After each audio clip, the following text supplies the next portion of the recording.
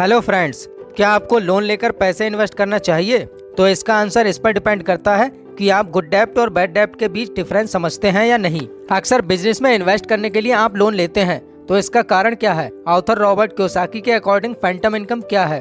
तो दोस्तों, ये वीडियो बहुत ही इंटरेस्टिंग होने वाली है और आपको बहुत कुछ सीखने को मिलेगा। लेकिन मेरी आपसे बस एक ही रिक्वेस्ट है कि पॉसिबल हो तो वीडियो को पूरा जरूर देखें, तभी आपको सारी चीजें समझ में आएंगी। तो यह है 23 साल का अमन, जिसे रिसेंटली जॉब मिली है और उसकी सैलरी है 18,000 रुपए। अमन यंग है, स्मार्ट है और उसे ट्रैवल करना पसंद है और वो हमेशा से एक स्पोर्ट्स बाइक खरीदना चाहता था।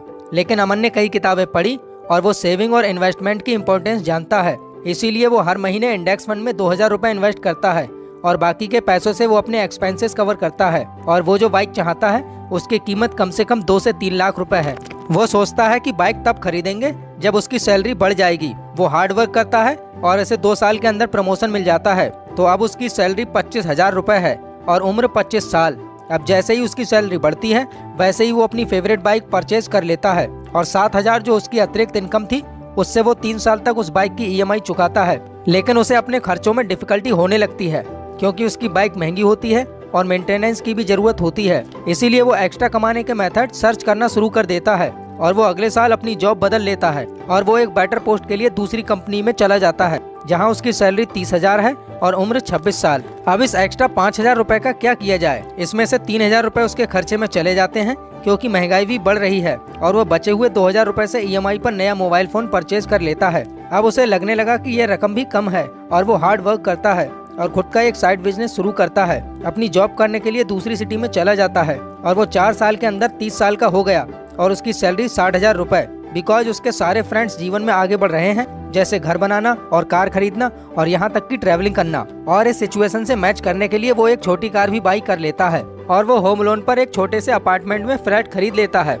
और इसके साथ ही उसने अपनी बहन की शादी के लिए पर्सनल लोन भी ले लिया। अब उसकी 60,000 की इनकम में से 40,000 रुपए सभी के सभी EMI में चले जाते हैं और बाकी के 20,000 से वो अपना और अपने परिवार का खर्च चलाता रहता है। अब 7 साल पहले जब उसकी इनकम थी 18,000 रुपए, तब उस पर कोई लोन नहीं था और वो 2,000 रुपए इन्वेस्ट कर रहा था। लेकिन आज उसकी इनकम है 60,000 रुपए, लेकिन लाखों का लोन उसके कंधों पर है और वो केवल 2,000 की ही इन्वेस्टमेंट करता है। तो यह है मिडिल क्लास पर्सन की लाइफ, जो जीवन भर हैमस्टर व्हील पर दौड़ता रहता है लेकिन पहुंचता कहीं नहीं है। और अब अगर अमन ने इनकम के साथ साथ ढेरों लोन के बजाय अपनी सेविंग्स और इन्वेस्टमेंट भी बढ़ाई होती तो 30 साल की एज तक उसके पास ये सारी चीजें होती जिनके लिए वो अब तक EMI चुका रहा है। अब ये तो हुआ बैड डेब्ट का एग्जाम्पल। ऑथर रॉबर्ट कियोसाकी कहते हैं, कर्ज एक दोधारी तलवार है। कर्ज आपको रिच बना सकता है और फिर अचानक कुछ बदल जाता है और वही कर्ज आपको गरीब और बहुत गरीब बना सकता है। लेकिन अगर आप लोन लेना चाहते हैं तो अच्छा लोन लीजिए, जैसे कि रॉबर्ट कियोसाकी ने लिया। जब रॉबर्ट 20 साल के थे तब वो एक पॉश कार खरीदना चाहते थे। वो अपनी जॉब में अच्छा अर्न कर रहे थे जहां वो एक जेरोक्स कंपनी में सेल्समैन थे।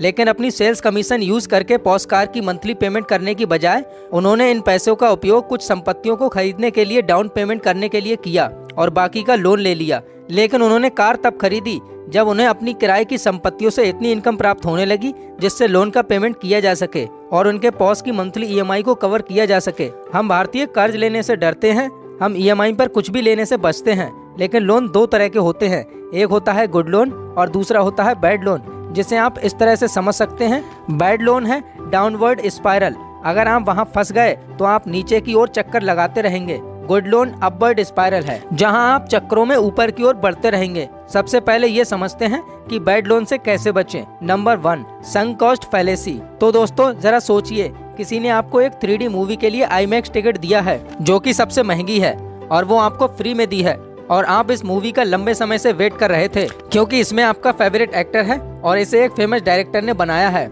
जिनका काम आपको बेहद पसंद है। लेकिन फिल्म देखने जाने से पहले आपका कोई दोस्त आ जाता है और कहता है कि ये फिल्म उतनी खास नहीं है।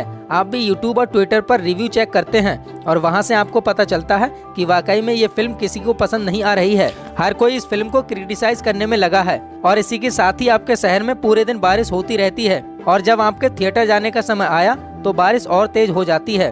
अब आप ही बताइए कि ऐसे में क्या आप फिल्म देखने जाएंगे या आप इसे कैंसिल करने के बारे में सोचेंगे? अब क्योंकि ये फिल्म उतनी अच्छी भी नहीं है, जब OTT पे आएगी तब देखूंगा और वैसे भी ये फ्री ही टिकट तो थी।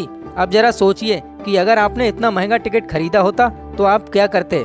फिर खराब मौसम और खराब फिल्म के बावजूद अगर आपने महंगा टिकट खरीदा तो डेफिनेटली जाएंगे, क्योंकि आप पहले ही पैसे खर्च कर चुके हैं और आप थिएटर तक पहुंचने के लिए पेट्रोल डालकर ड्राइव करके मॉल पहुंच जाएंगे। आपको वहां खाना भी मिलेगा। पैसों को बर्बाद होने से बचाने के लिए आप ज्यादा पैसों को खर्च करने के लिए तैयार रहते हैं और ऑथर के मुताबिक इसे संक कॉस्ट फैलेसी कहा जाता है, throwing good money after bad money. ज्यादातर मिडिल क्लास और पुअर क्लास लोग अपने पैसों को बर्बाद होते नहीं देख सकते और उन्होंने किसी चीज पर पैसे खर्च किए तो उन पैसों को वापस पाने के लिए वो ऐसे कदम उठाते हैं जिससे उन्हें भविष्य में और अधिक खर्चा करना पड़ता है। एक बैड लोन को चुकाने के लिए वो दूसरा लोन लेते हैं और उस लोन को चुकाने के लिए दूसरा और लोन लेते हैं। तो इस तरह से आप बैड लोन के जाल में फंसते जाते हैं। तो दोस्तों, वीडियो में बस इतना ही। इस वीडियो के नेक्स्ट पार्ट में हम देखेंगे कि गुड लोन क्या होता है। अगर आपको ये वीडियो पसंद आई हो तो वीडियो को लाइक कीजिए, शेयर कीजिए और चैनल को सब्सक्राइब जरूर कर दीजिएगा। मिलते हैं इस वीडियो के नेक्स्ट पार्ट में। तब तक के लिए जय Hind and thanks for watching.